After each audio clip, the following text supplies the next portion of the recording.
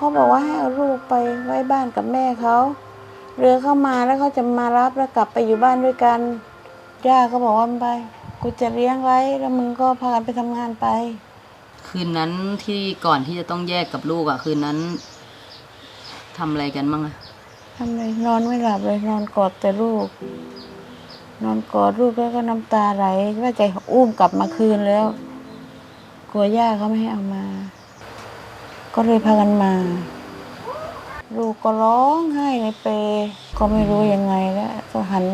หลังกลับจะไปหอมลูกกินมันไม่ต้องมายุ่งกับมันหรอกมึงไปเลยไม่ต้องมานี่มันหลอกมันอยู่กับกูไม่เป็นไรหรอกเขาว่าก็เลยกลับ